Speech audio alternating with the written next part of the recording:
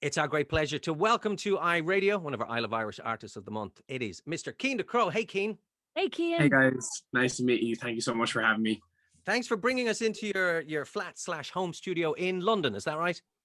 It is indeed. Yeah, that is exactly it. Okay, well, it's good to chat. Congratulations on the current song, which we are playing as one of our Isle of Irish tracks of the month. Not usually like this. What's the song about, Cian? It's about a true story that happened to me, but I think the meaning behind it for maybe other people is, the message of when you realize that you've been really, really, really in love with someone and you lost them, or they broke up with you, or in my case, they left you for your best friend.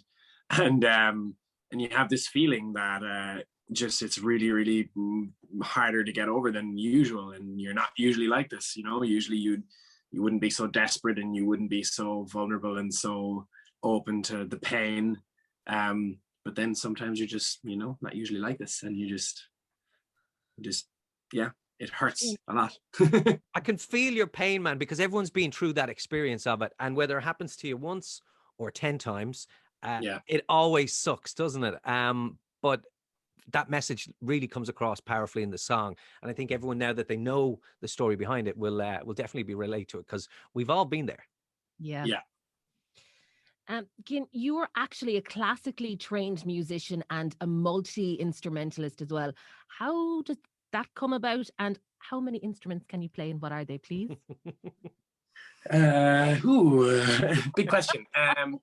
It comes about because my parents were classical musicians professionally, and I was just born into it. And then I just I think when I was probably about 4, I took up maybe like the violin or the piano or something, and then I took up one or the other, and then I took up the other, and then I took up like classical guitar, and I took up percussion and drums, and I took up saxophone, loads of different random things. And how then did you go from being a classical musician into pop? Couple of stages I think were key to that transition, but like I was classical music is quite like, it's not rigid, but it's like a little bit, it's classic, and I really respect the culture of classical music, and I think like it has just a character and an art to it. And I was always very like almost too outgoing and too crazy, I suppose, for classical music, maybe, or for at least the classical world in Ireland especially. It can be quite snobby.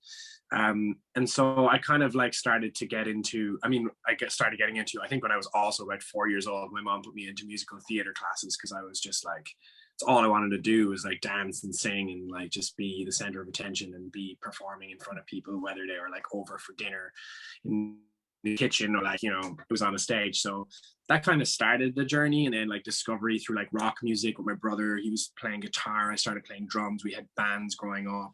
I started busking, and I started like learning more songs, and I discovered discovered the guitar, and I started relearning the guitar and teaching myself songs, and then I started writing songs, and I started playing like in like gigs around Cork, and like when I was way too young to be gigging in bars, but they didn't know, and just busking and all that kind of stuff. It was like a big mix of things, like summer camps, and like I guess like a lot of it came from the singing lessons as well that I took in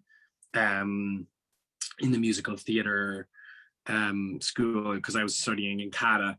And then I think it just kind of escalated. Like I started watching YouTube, I started making YouTube videos, started posting covers, started posting videos on Facebook, and then started building like a small fan base, like I guess around Ireland. And I just kept on going. I started like looking at other like YouTube singers and songwriters, and started like doing what they were doing, and then just kind of escalated, and now it's gone too far, and I'm just and I'm here. So Yes, well, this is the very pinnacle of it right this very moment.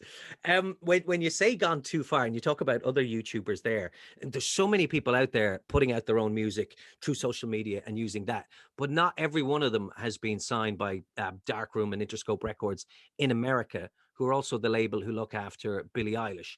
You are. The stars really aligned for you, Cian, and like the universe was looking after you in some crazy way, because it all kind of started with the happy accident.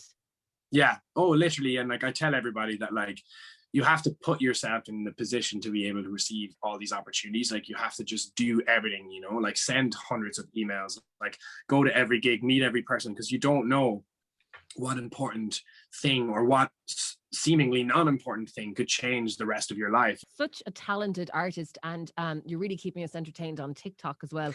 I am loving the video content with your girlfriend, in particular the video where you imitate her kind of moans, where you say you can't understand why when girls are upset, they kind of go, oh.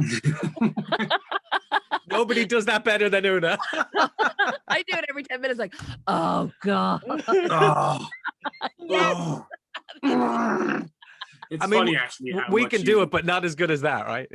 you learn a lot from like, you know, I at the start of the lockdown, I lived with two girls who were like my best friends, who became my best friends. Really, I barely actually knew the two of them, but one of them had become a really good friend really quickly, and the other one was her friend. And they were both two Canadian girls, songwriters that I work with and are really good friends of mine. And we moved in together, and that's where this whole series of Living with Girls started. And just like this little house of like three songwriters just having a laugh, and like it just blew up. And then I just learned so much about girls, like living with like two girls being the one guy. And then that extended into like moving here and moving in with my girlfriend, and like the extent of that knowledge. And the funny things that you think are like just your friends that are girls or just your girlfriend, and then you like put it out on the internet and you're like, does anybody else like do this? And then it's just like, oh my God, my girlfriend does that every day. And I'm like, that's so weird. Like, yeah, very interesting. Okay, well, you're conquering TikTok. You are conquering the music world. Congratulations on it all. It's been lovely chatting with you today. iRadio. Live life louder.